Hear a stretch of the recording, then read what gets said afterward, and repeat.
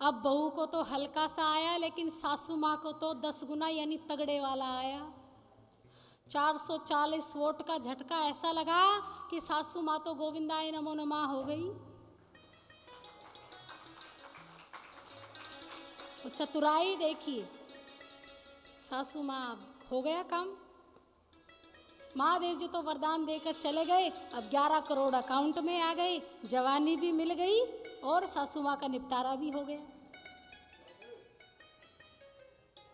कि हास्य प्रसंग है, इसको सच मत मानिएगा, कहीं भगवान सच में प्रकट हो जाए और आप 3 वरदान याद रखें। ये वाला वरदान याद मत रखिएगा, जो पहले सुनाया था उसे याद रखिएगा। बोलिए सियावर रामचंद्र भगवान की।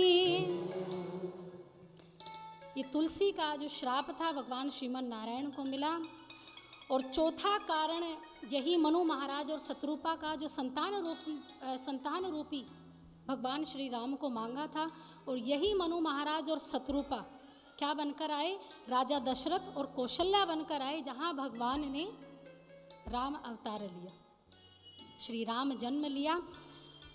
यही कथा श्री गोस्वामी तुलसीदास जी रामचरितमानस में लिख रहे हैं, और यही कथा श्री महादेव जी माता पार्वती को सुना रहे हैं, और यही कथा याज्ञवल्क्य जी भारद्वाज मुनि को सुना रहे हैं। अब श्री राम के जन्म की कथा से पहले आती है रावण की कथा। एक प्रताप भानु नाम के राजा थे, उनके भाई का नाम था अरिमर्दन। दोनों जो थे, वैसे तो जो प्रताप भानु राजा थे वो धर्मात्मा प्रवृत्ति के थे, जनता की बड़ी सेवा करते थे, धर्म के गुण थे, अनुगामी थे, ब्राह्मणों की बड़ी सेवा किया करते थे। लेकिन एक कपटी मुनि के चंगुल में आकर, कपटी मुनि के कहे हुए वचन और अमर होने के लिए उन्होंने ब्राह्मणों को मांस मदिरा का सेवन करवाया, प्रताप भानु ने। और ब्राह्मणों को जब पता लगा तो ब्राह्मणों ने श्राप दे दिया असुर योनि प्राप्त होने का। तब प्रताप भानु और अरिमर्दन ने इन्होंने तपस्या की, जबकि उनका एक मंत्री था जिसका नाम था धर्मरुचि। इन तीनों ने एक साथ तपस्या की थी, जिसका परिणाम ये हुआ, रावण ने मांगा था वरदान में ब्रह्मा जी से कि मैं नर और वानर को छोड़कर किसी से ना मरूं, नर और वानर। और आप जानते हैं रावण और राम जी के युद्ध में इन दोनों ने ही रावण की मृत्यु की सेज सजाई थी, इन दोनों ने ही। ये ब्रह्मा द्वारा दिया गया वरदान था। अरिमर्दन ये बने हैं कुंभकर्ण। कुंभकर्ण ने ब्रह्मा जी से वरदान मांगा। अब वरदान मांगना चाह रहे थे कि 6 महीने जागूं और 1 दिन सोऊं। अब वरदान तो ये मांगा, ब्रह्मा जी को लगा कि अगर 6 महीने जाग गया तो ये पूरी सृष्टि को खा जाएगा। तो माया को, माँ सरस्वती को यह आदेश दिया कि तुम उसके मस्तक पर बैठ जाओ और वरदान को पलट दो। तो माँ सरस्वती अरिमर्दन के मस्तक पर बैठ गई और अरिमर्दन ने ब्रह्मा जी से वरदान मांगा कि 6 महीने सो जाऊं और 1 दिन जागूं, फिर तो सृष्टि बच जाएगी। और धर्मरुचि ने वरदान मांगा कि मेरी प्रीति श्री राम में हो जाए, मैं सदैव सदैव श्री राम का भजन कीर्तन करूं। और समय आने पर वही प्रताप भानु रावण बने, अरिमर्दन कुंभकर्ण बने, और धर्मरुचि कौन बने, विभीषण। कौन बने, विभीषण, जिसने क्या मांगा था, राम से अनुराग मांगा था। और इन्हीं का उद्धार करने के लिए, कल्याण करने के लिए भगवान श्री राम ने अवतार लिया था। और जब रावण पैदा हुए, रावण आए, जब रावण ने जैसे ही ये निशाचर योनि को प्राप्त किया तो पृथ्वी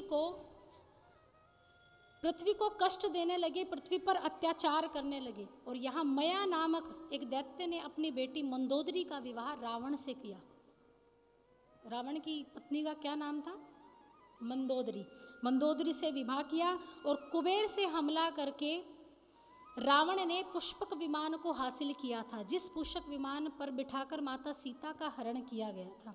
और रावण का आतंक जो दिन रात बढ़ने लगा, तब वही रावण की रक्षा, रावण से रक्षा करने के लिए सभी देवी देवता भगवान विष्णु के पास गए, नारायण के पास गए कि प्रभु इस दैत्य से हमारी रक्षा कीजिए। तब भगवान ने कहा कि अब मेरे अवतार लेने का समय हो गया है, अब मैं इस धरती पर आना चाहता हूँ। और उधर जब मनु महाराज और शत्रुपा ने राजा दशरथ और कौशल्या का रूप धारण किया, तब राजा दशरथ को संतान नहीं हुई, केवल 3 रानियां थी, लेकिन 3 रानियों को एक संतान भी नहीं थी। तब पुत्रेष्ठ यज्ञ करवाया, अपने गुरु के पास गए। कौशल्या ने कहा कि महाराज आपके सब ऋण चुक गए, केवल एक ऋण बाकी है, वो है पितृ ऋण। पितृ ऋण होता है जो इस धराधाम को छोड़कर चले गए हैं, उनके प्रति जो ऋण किया जाता है, जो उनके वंशज बढ़ते हैं वही तो ऋण चुका सकते हैं। मान लीजिए आप हैं, आपके जो पितृ चले गए हैं, इस लोक को छोड़कर चले गए हैं, तो आप उनका ऋण चुका रहे हैं, आपकी आने वाले संतान आपका ऋण चुकाएगी, तो ये क्रम सिलसिला चलता रहता है। तो उसी प्रकार कौशल्या ने कहा कि महाराज आपका पितृ ऋण अभी बाकी है, तो क्या किया जाए, हमें संतान चाहिए।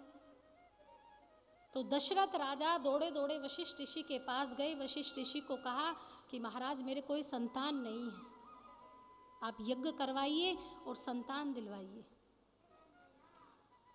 तब वशिष्ठ ऋषि ने कहा कि महाराज ये मेरे हाथ में नहीं है, इसके लिए आपको पुत्रेष्टि यज्ञ करवाना पड़ेगा। और पुत्रेष्टि यज्ञ कौन करेगा, श्रृंगी ऋषि करेंगे। ना आपकी आहुति से पुत्र होगा, ना आपकी पत्नी की आहुति से पुत्र होगा, ना मेरी आहुति से पुत्र होगा, पुत्र होगा श्रृंगी ऋषि की आहुति से। श्रृंगी ऋषि को बुलाइए। तब श्रृंगी ऋषि ने पुत्रेष्टि यज्ञ प्रारंभ किया, आहुति डाली। तब अग्नि नारायण भगवान खीर लेकर उत्पन्न हुए और खीर को राजा दशरथ के हाथ में दिया। कहा महाराज यथास्थान भाव से इसको 3 रानियों में बांट दीजिए और समय आने पर आपको पुत्रों की प्राप्ति होगी। लेकिन यथाभाग से बांटना है। और राजा दशरथ ने बांटा कैसे, उधर सभी ब्राह्मण देवता, ये पृथ्वी, ये गाय, सब भगवान को से कह रही थी कि महाराज अब आपके प्रभु, आपके अवतार का समय आ गया है, अब आपको इस धरती पर आना होगा।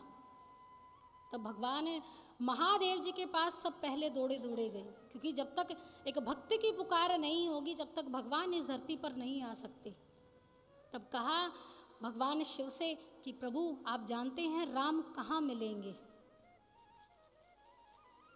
क्षीर सागर में मिलेंगे, साकेत में मिलेंगे, गोलोक में मिलेंगे, जहाँ मिले हमें पता बता दो। लेकिन शिव भगवान महादेव जी ने कहा कि कहीं जाने की जरूरत नहीं है, तुम बस एक बार वंदना करो, भगवान को दुख से और विरह से पुकारो, तो भगवान स्वतः ही प्रकट हो जाएंगे, कहीं ढूंढने की जरूरत नहीं है। क्यों, हरि व्यापक सर्वत्र समाना, प्रेम ते प्रकट हुई जग जाना। कि हरि हर स्थान पर विराजमान है, हर कण में विराजमान है, पत्थर पठार मैदान हर स्थान पर श्री हरि है, तो कहीं ढूंढने की जरूरत नहीं है, कहीं जाने की जरूरत नहीं है। बस भगवान को एक बार प्रेम से पुकारो, वो स्वयं तुम्हारे साथ आ जाएगा, तुम्हारे पास ही आएगा। तो वही सभी देवता अब भगवान को पुकार रहे हैं, राम स्तुति कर रहे हैं। और क्या कहते हैं, सभी देवताओं ने राम स्तुति की। जय जय सूर्य नायक,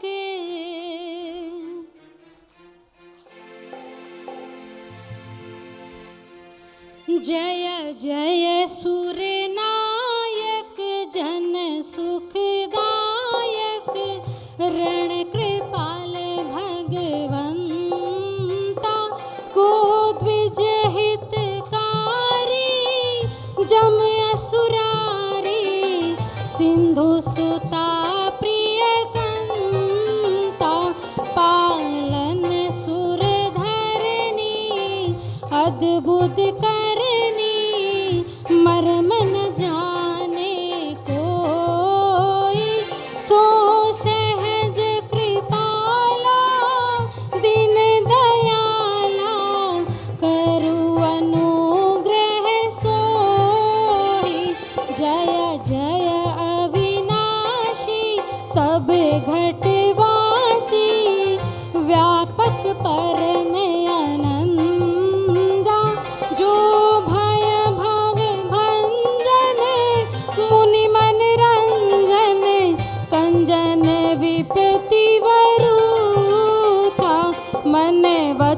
क्रमवाणी छाड़ी सयानी सरन कमल सर जूथा सारद सुत शेषा विषय अशेषा जा कहु को नहीं जाना जेहि दीन पियारे वेद पुकारे रे वो सब ही भगवाना भव बारिधि मंदर सब विध सुंदर गुण मंदिर सुख पूजा मुनि सिद्ध सकल सुर परम भयातुर नबत नाथ पद कंजा मुनि सिद्ध सकल सुर परम